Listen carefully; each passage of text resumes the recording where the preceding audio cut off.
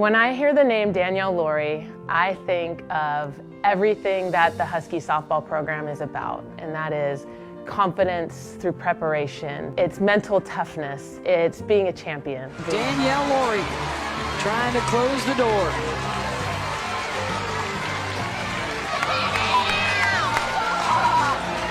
$5,800 fans in attendance, starting to get on their feet. The pitch on the way, swung out and missed.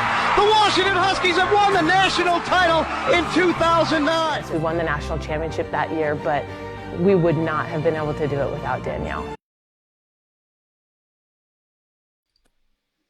All right, good afternoon, everyone, and welcome. I'm Matt Lyle, and today is Tuesday, February 16th, and we are live, and this is the Ask Coach Lyle Show, where I try to help parents, coaches, and athletes around the world tackle the challenges of life and athletics. So if you're just tuning in, let me know that you're here, and let me know where you're tuning in from around the world. And make sure you hit that like button. If you're following on Twitter, hit that retweet button again, and let us know where you're tuning in from.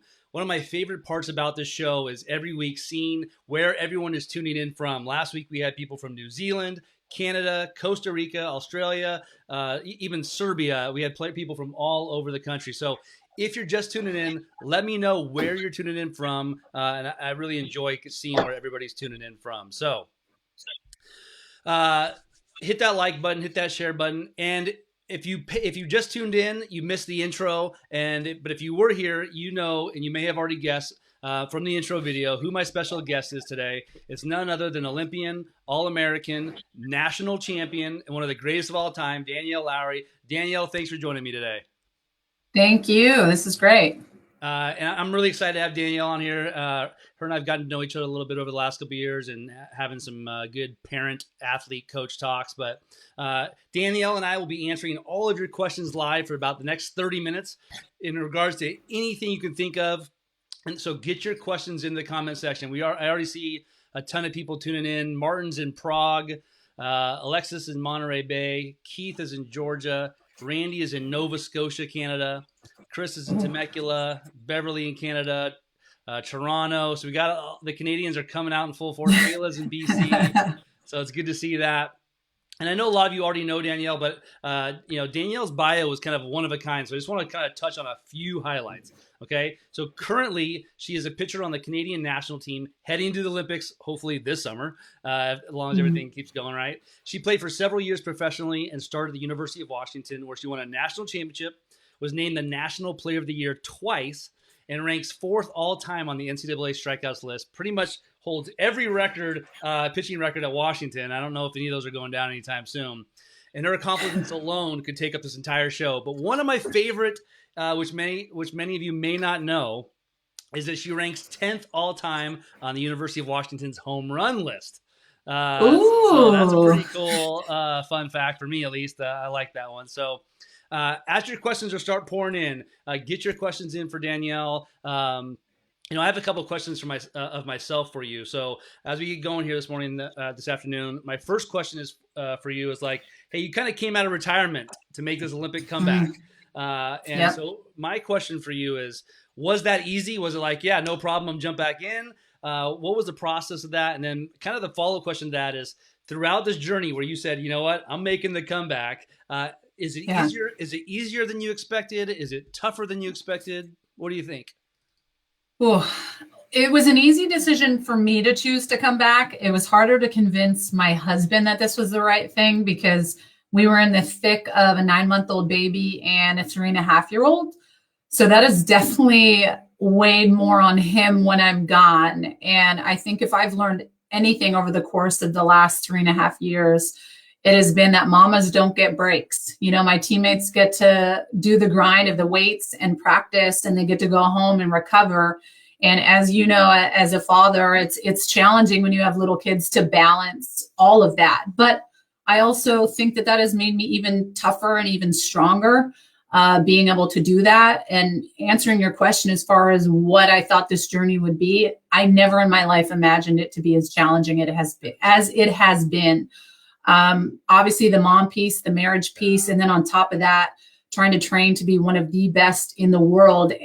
And I also know I'm not the best pitcher in the world. So that takes another level of work ethic.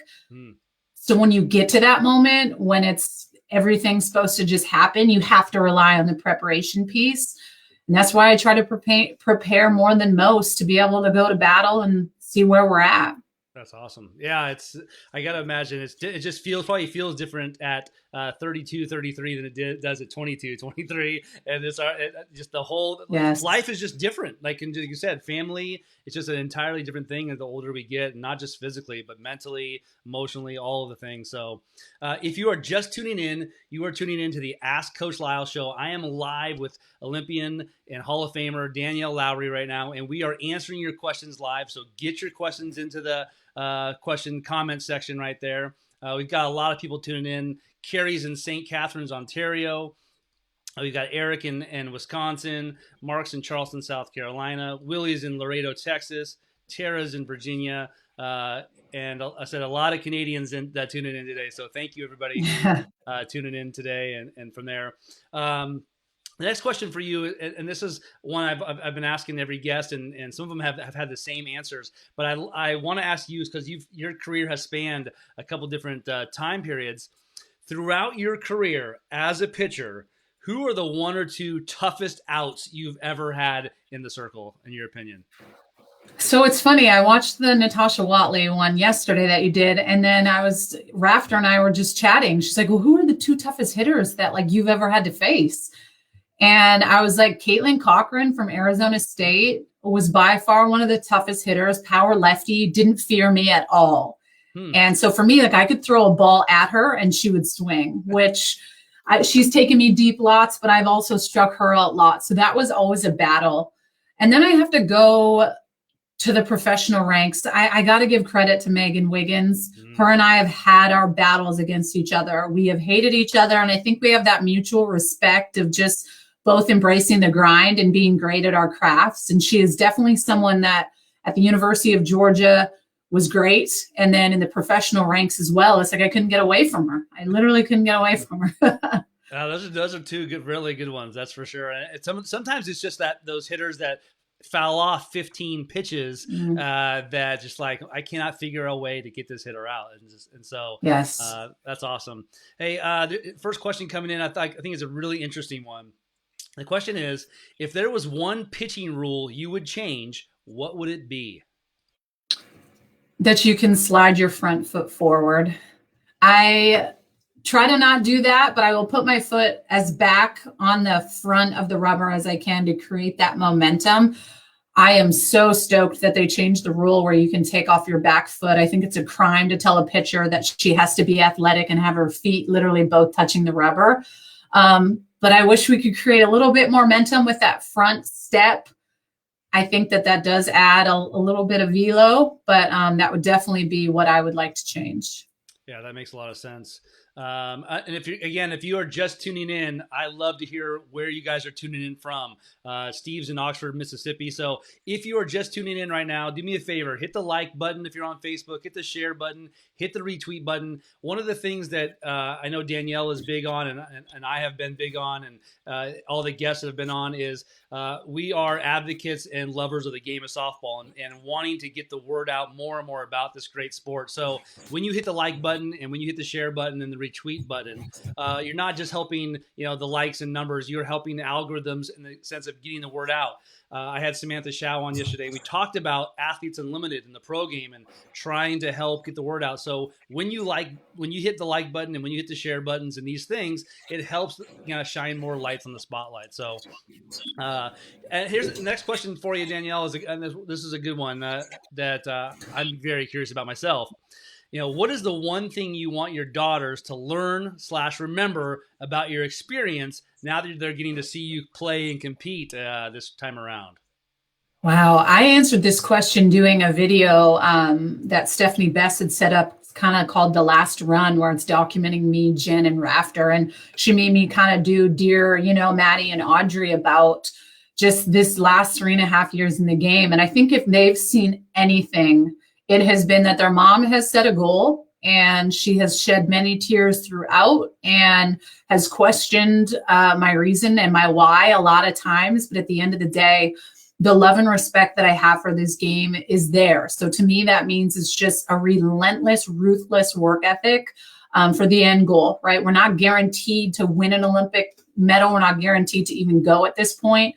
But what I've always learned is embracing the grind is the best thing that you can do. It was taught from my parents, and I love them dearly for allowing me to understand that piece to the puzzle, because if you don't love what you do, you're not going to get greatness out of yourself. So, I mean, Maddie has been on runs with me where she is crying within the first 50 meters of, an 800-meter lap on the track. And I have to look at her and be like, honey, we're not stopping. I know this sucks, but these are the types of life lessons. Like, you do this and you mentally feel better after, and you feel tougher. So it's been cool getting to see her love of the sport grow purely because I'm back in it. It has been so special.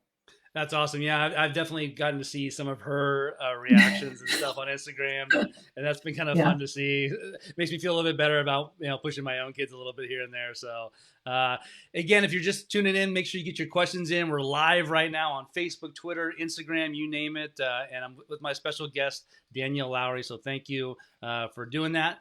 Our next question of the day, this is a good one, comes from Mike. He says, Danielle, have you always been a self-motivator, as I see on your Instagram posts, or does she draw motivation from Rafter, Jen Salling to stay in shape, condition? So yeah, talks a little bit about your motivation, and and I know we know Jen and Rafter, like, they get after it pretty hard too. Do they help you in kind of getting motivated to get after it right now?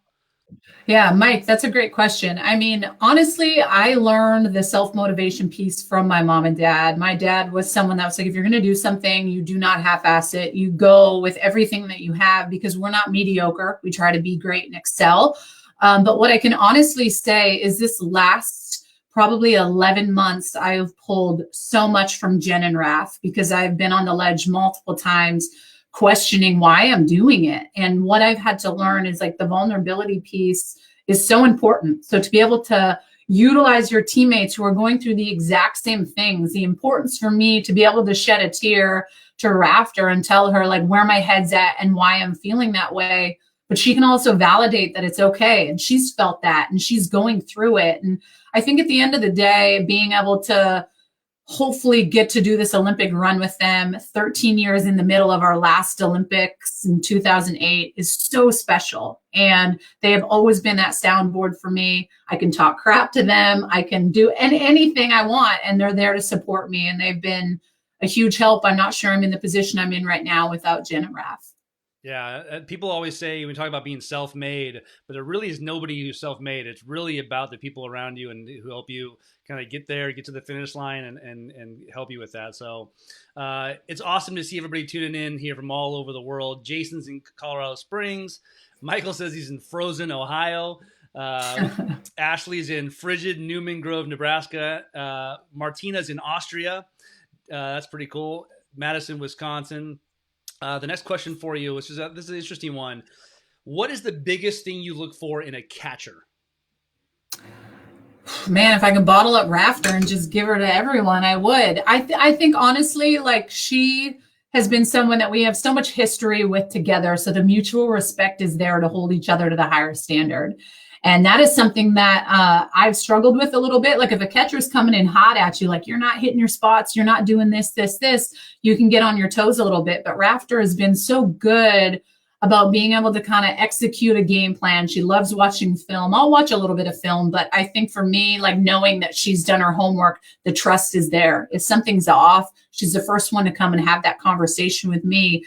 And if you rewind back to my UW days and Alicia Blake behind the dish, the lefty, I mean, she was the calm to my storm. I go out there and I'm hot, I'm crazy. I wear my emotions on my sleeve, and that's always how I've been. So I kind of utilize someone that can bring me back, and someone that can kind of bring that calm, or come out and crack a joke or cuss in my ear and make me laugh when I need just that little calm and balance. But communication above all, right? When you have a pitcher catcher, it has to be 2 against 1, have to be able to put in that homework together to feel like you're not alone. The most loneliest position at times can be a pitcher. And if you know that your catcher doesn't have your back, you're in trouble. Yeah, so if you were a catcher tuning in and listening, the things you should have been hearing is, like, skill is important. You got to be a good receiver, and you got to take care of the ball.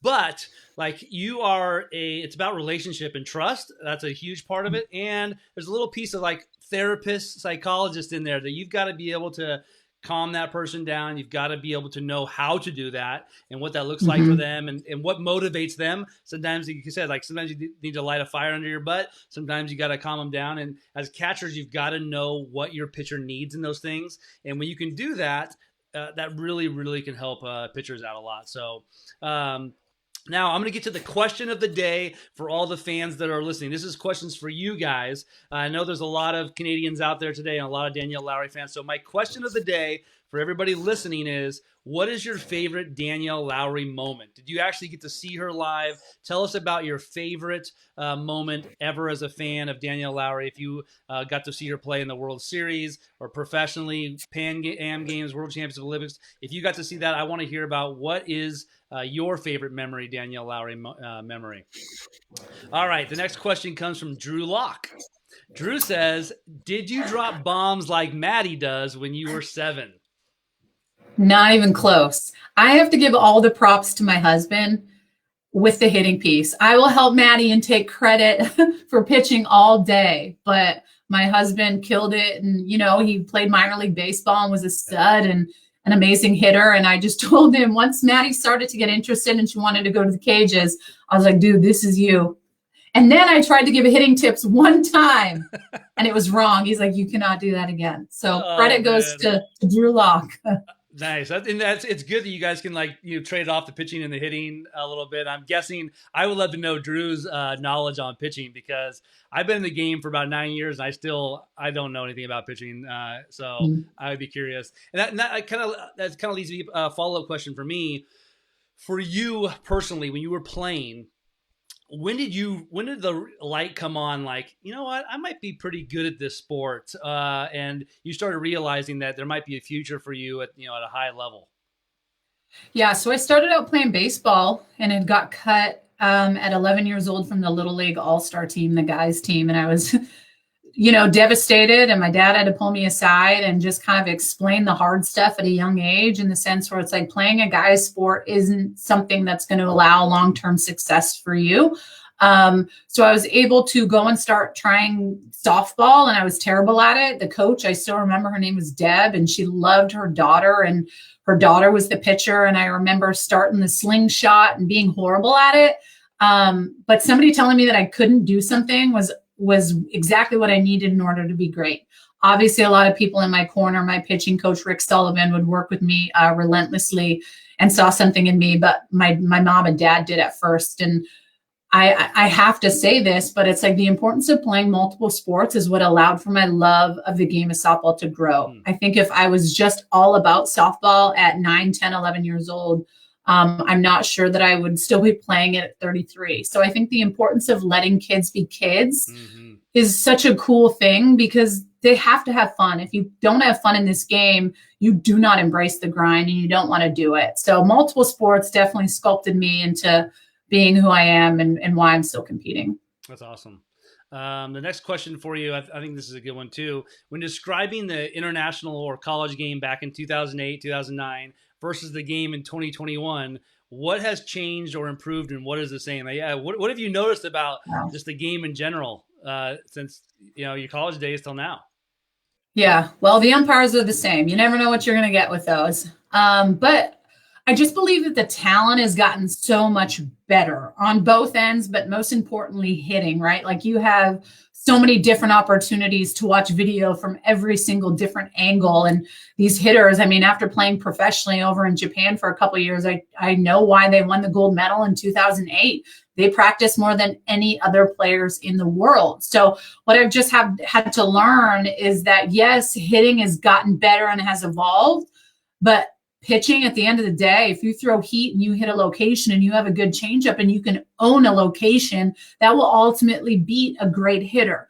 But what you have to know is you have to be able to tip your cap sometimes when the great ones hit a good spot. That's just part of the game. But the biggest thing is like finding a way from one pitch to the next to make adjustments. And when you do get hit, clean slate, man, flush it. Like there's nothing I can do about what just happened.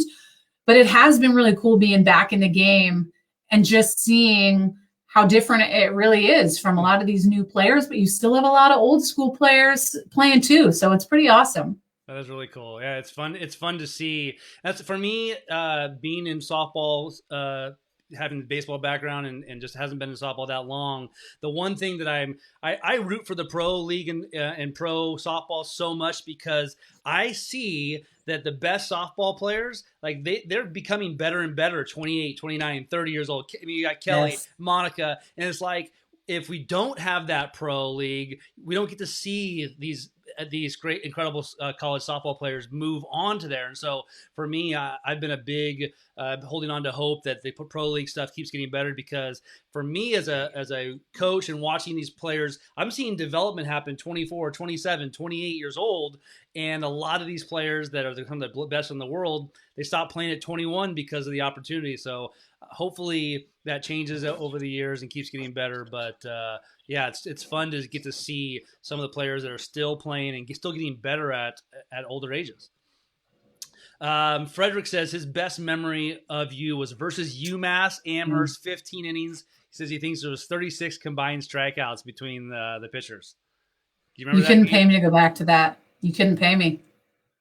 I mean, That was a defining moment for me. That my whole entire career, that game. How many pitches do you think you had to have thrown in that game? 200, 250? I mean, Yeah, and the hard part was that we played 7 innings 30 minutes before that other game. So we lost to UMass in the morning, and then through that 90-minute, game, and then had to turn it around 30 minutes and go back to that 15-inning game. I couldn't move my arm for about 4 days. But the mental part of it was by far the hardest. Like, Ken Revisit always taught me like one pitch at a time. There was one pitch that I didn't focus on and it got robbed over the fence. My teammate Amanda Fleischman robbed a homer. And if she wouldn't have been in that inning in that time, we wouldn't have won a national championship. And this whole thing, we might not even be sitting here.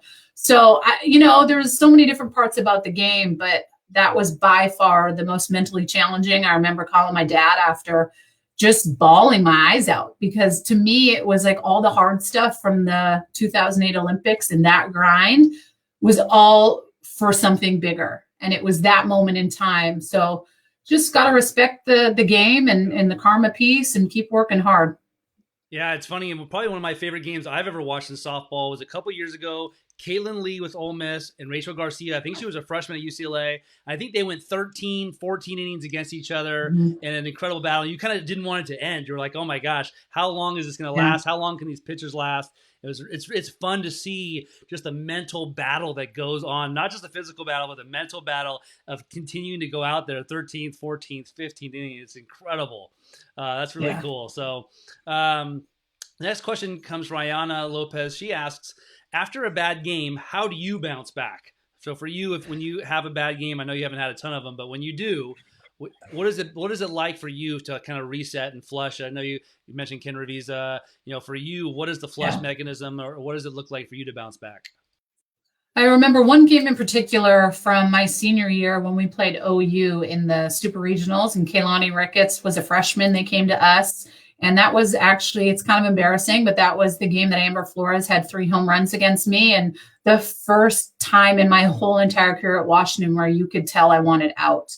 And the game was done. I remember going in the locker room and bawling like a baby. And but in that moment in time, what I needed was to truly sit and watch the game. I had to mute it because I didn't want to hear what anyone had to say. But watching yourself in your most uncomfortable situations is what honestly kind of helped me realize, like, wow, that is not me. It's not my demeanor. That's not how, I get the ball back after Flores hit her first home run. What did I look like?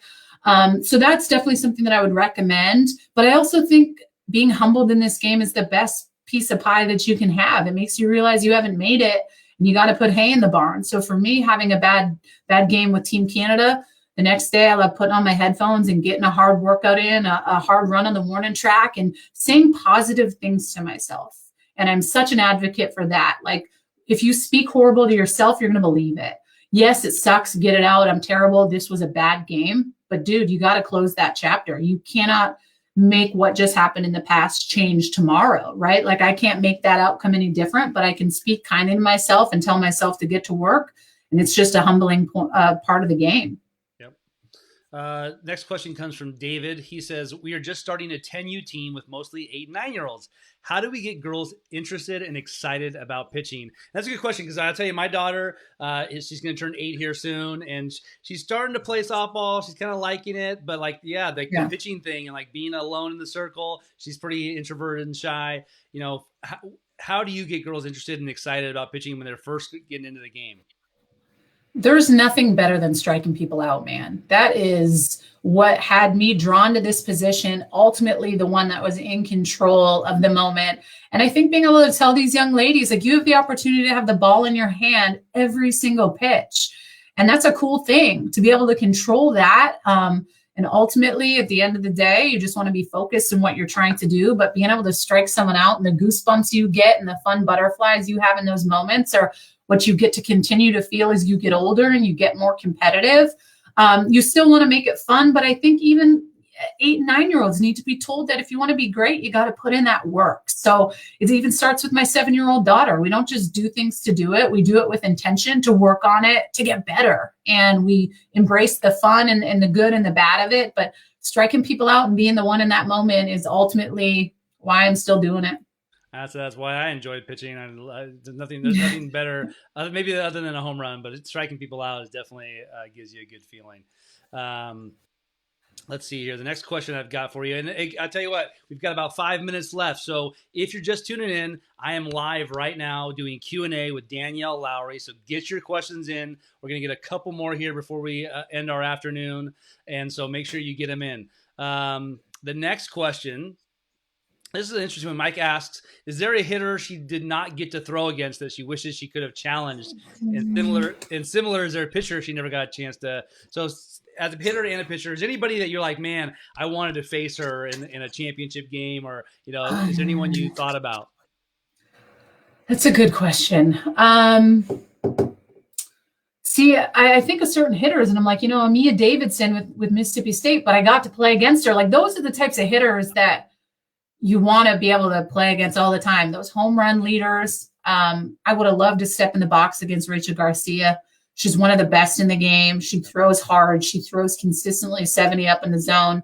So I think that would have been a cool thing. But when I look back, I feel so fortunate that I got to play against hitters like Mendoza. I got to throw against Mendoza and Caitlin Lowe and Crystal Bustos. And there's not a lot of other great hitters that you're getting to face one after the other. So that prepares you. And that was the dream team. That 2004 was the dream team. And I got to play them in 2005.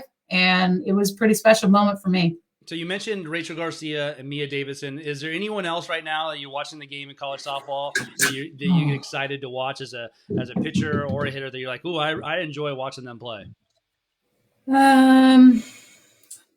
Anyone from OU right now. I mean, looking at the amount of home runs they had weekend one, I would love to pitch against that. To say that there's, one player in particular, there's not. I would need to do my homework on looking at a couple of things, but I look at the team piece. I would love to take on OU at a World Series all day, power swingers, Arizona, all those hot hitting teams I love as a pitcher because they're trying to go yard off of you. So how am I going to try to keep them off balance and me versus you? So I would say more team, I think, than anyone individually. Sorry, no one's coming to the top of my head. That makes sense. The next question is, and this is, I need this answer too, because it's tough for me. How do you motivate yourself to go for a run or do exercise in times when there's no one to motivate you? And I'll expand on it. As a parent and you're drained and you're like, you know what, screw this, I don't want to do it. How do you get, I have a Peloton. I know you've got the treadmill of it too. When you are saying to yourself, I don't want to do this, what motivates you to actually jump on it or go train? I'm a big believer in the mental piggy bank. What you put into it is what you get out of it. And the more pressure-filled situations in life and in this game of softball that you're going to go into, you need to get money from that mental piggy bank. So for me, I definitely know the difference between when I'm tired and when I truly need to take that recovery day on my body at 33.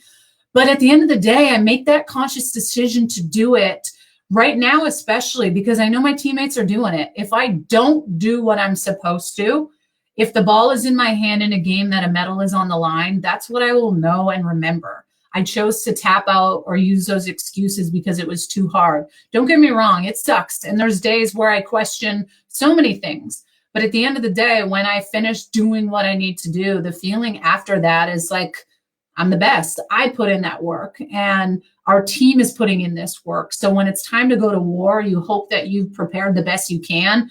But I'm not a big believer in making up excuses for myself. And that is something that I've always had to sometimes learn the hard way. And I was lucky to have a dad that pushed me on days when I didn't want to do it. And now I think at times parents can be a little soft. Like I think an 8, 9-year-old at times needs to be pushed a little bit. Like, let's go do this. It's going to be hard, but I'm going to do it right beside you. And I'm going to be there. I'm going to front toss. I'm going to be your supporter, but we're not going to quit. And I think if you continue to make up those excuses, they pile on each time until ultimately, you're not getting better and you're sitting there feeling sorry for yourself, not going where you want to go. That's great. Kylie Lawners just says, "Go Dogs." Get a little shout out there. Former dog herself, and I actually coached against Kylie a few years ago. She's a stud. So, all right, last 2 questions for you before I let you go. Can you shed a little bit of light just on your mentality when you go into the circle in a big game? Like, what are you telling yourself in your head, or is there self-talk, or is there anything that you kind of hold on to when you get into the circle mentally? Yeah. So 2 years ago with the Olympic qualifier in 2009, I went into that Mexico game with bases loaded, 1 out, and talk about pressure.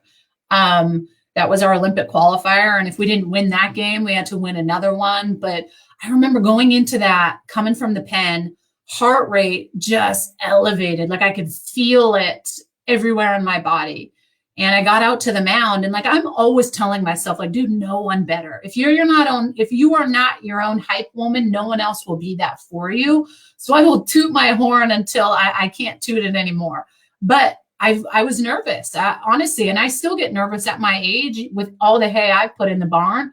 But I took a second and I stepped off the mound and I literally did a 360. And I looked around and I took a deep breath. And I just remember saying to myself, this is why I went back to play this game. These moments, this feeling. And you ask any athlete about adrenaline and pressure, if you don't love that feeling, you shouldn't be playing sports. That's why we train to the level we do. So for me, it's like, I wish I could have bottled up the emotion in that moment because it was so special. And I just was like, my life is so much harder when I'm at home with my family and my kids than a bases loaded 1 out situation. So I just looked around in White Rock, BC at our home fans.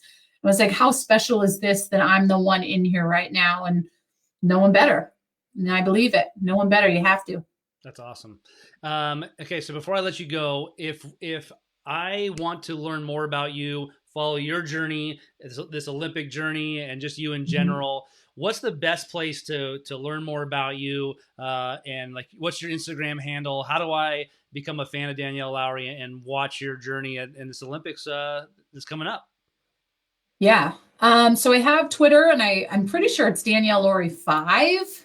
And then my Instagram's Danielle Laurie 15. And honestly, it's been so cool to document the last 3.5 years on that, because I think people assume being an Olympic athlete is this glamorous, cool thing. Don't get me wrong, it's cool, but it ain't glamorous. So I think being able to tap into that piece to let people know that tears are shed and it's not always pretty. And I have these moments, but I think it's been really cool to especially kind of tap into the mom piece, because I feel like I'm helping lay that foundation for a mom to believe that she's not done after kids. Kids do not define the rest of your life as far as your goals. Your kids are constantly on your mind. And it's actually pretty crazy the amount of, mom shame that I have gotten with going back into the game of how can you be away from your kids and make those choices? And I'm like, well, I'm not the best mom if I don't fill my bucket. And at the end of the day, I feel like I just keep it real and honest to be able to kind of help inspire the youth, but a lot of other people too. So I'm thankful that I have the platform that I have to just continue to keep helping and reaching out, but keep this open and honest all the way through.